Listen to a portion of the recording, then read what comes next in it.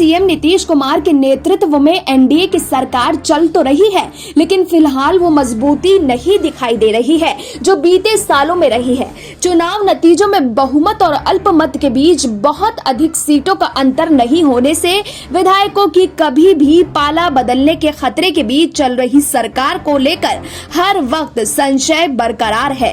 Bihar NDA की राजनीति में जेडीयू का बीजेपी के सामने छोटे भाई की भूमिका में रहना भी पार्टी और उसके लिए और उसके नेताओं के लिए मुश्किल स्थितियां पैदा कर रहा है। ऐसे में सीएम नीतीश कुमार के सामने सरकार और पार्टी स्तर पर दोहरी चुनौती है। सीएम नीतीश कुमार के सामने सबसे पहली चुनौती सरकार पर नियंत्रण का है। दरअसल सरकार पर नियंत्रण का मतलब है कि नीतीश कुमार को जब मंत्रिमंडल का विस्तार करना होगा तो जेडीयू के ज्यादा विधायकों को मंत्रिमंडल में शामिल करना होगा। दरअसल इस बार जेडीयू के विधायकों की संख्या कम है और अगर इसी अनुपात में मंत्रिमंडल का विस्तार होता है तो मुश्किल ये भी होगी कि बीजेपी के मंत्री ज्यादा होंगे और जेडीयू के कम। ऐसे में सरकार के ऊपर नीतीश कुमार का नियंत्रण कैसे होगा ये देखना दिलचस्प रहेगा। दूसरी बड़ी चुनौती होगी मजबूत विपक्ष का रहना।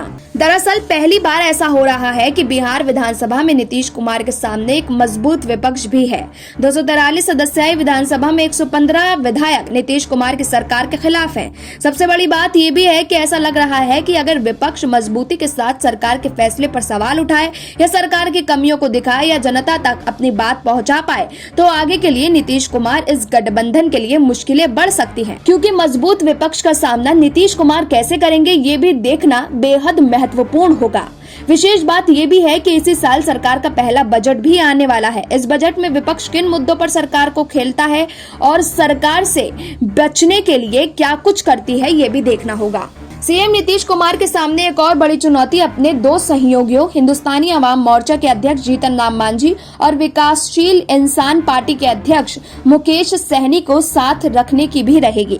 हालांकि मांझी बार बार ये कह रहे हैं कि वो एनडीए सरकार के साथ खड़े हैं, लेकिन बीते दिनों वे तेजस्वी को अपने पुत्र समान बताकर अपने प्रेम यानी सियासत का इजहार भी कर चुके हैं। ऐसे भी मांझी के बारे में ये बात प्रचलन में है कि उनका मन कब डोल जाए कोई नहीं जानता। इसी तरह मुकेश सहनी भी राबड़ी देवी के करीबी माने जाते रहे हैं। हालांकि बीते विधानसभा सत्र में इन दोनों के बीच काफी तीखी बहस भी हुई थी। बावजूद इसके बिहार की सियासत में कब क्या हो जाए इसका कोई अंदाजा नहीं लगा सकता। वहीं नीतीश कुमार की सबसे बड़ी चुनौती है सुशासन की छवि को वापस लाना।